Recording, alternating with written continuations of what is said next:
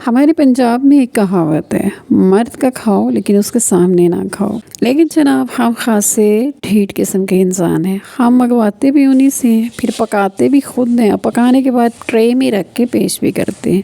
अस्सलाम वालेकुम, कैसे हैं आप? उम्मीद आप बहुत अच्छे होंगे। अल्लाह ताला ने आपको अगर सेहत और सलामती दी है, ज़िंदगी दी है, आप खाना खा सकते हैं, पी सकते हैं, ज़िंदगी को एंजॉय कर सकते हैं, तो आप दुनिया के सबसे खुशकिस्मत इंसान। आज बना रही हूँ मैं जनाब मटन निहारी का फरमाइशी सालन, और ये बेहतरीन सालन है। इसका शोरबा बहुत मज़े का होता है और इसका शोरबा खाया जाता है बंदा।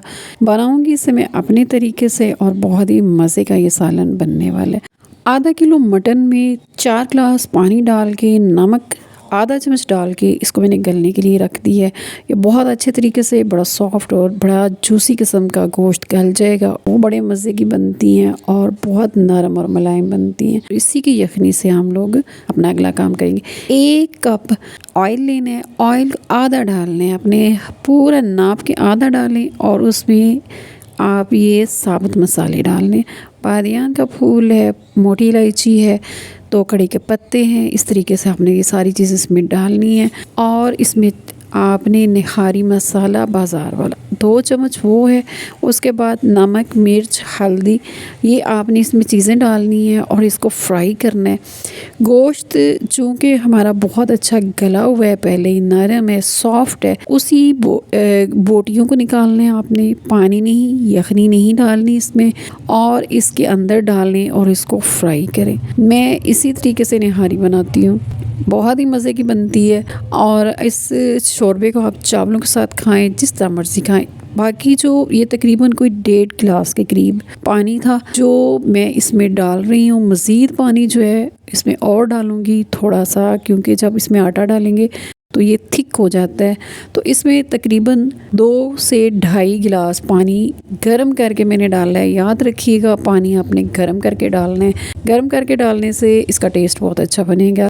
आधा कप पानी लेना है, उसमें 3 चम्मच, नाप के 3 चम्मच आपने आटा लेना है। घर वाला आटा जो बाज़ार वाला होता है वही आप इस्तेमाल करें। कोशिश करें चक्की वाला अगर आटा हो तो वो इस्तेमाल करें। अच्छी तरह इसको मिक्स करके अब आपने इसको हल्के हल्के करके इसको डालना है और आहिस्ता आहिस्ता करके आपने इसको अंदर मिक्स करना है।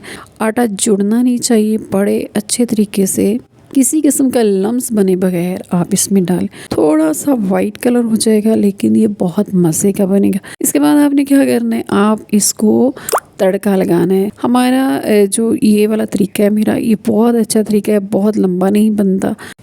कुछ मर्दों को घर से बाहर खाने की आदत होती है, वो अकेला बैठ के अच्छी तरह अपनी मर्ज़ी का खाना बनाते हैं और खाते हैं, लेकिन अल्हम्दुलिल्लाह मेरे मियाँ इस तरह के नहीं हैं।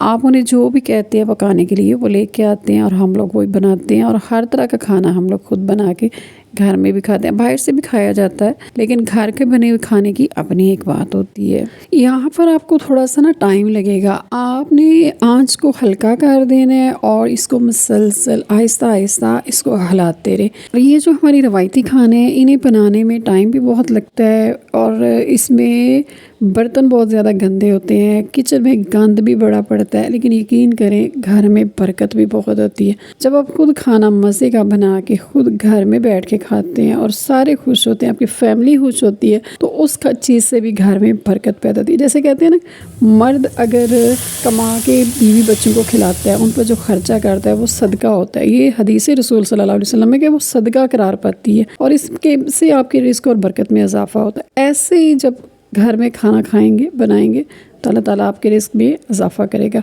अपना ख्याल रखिएगा, फिर मिलेंगे एक नई और मज़े की रेसिपी के साथ। अल्लाह हाफिज़।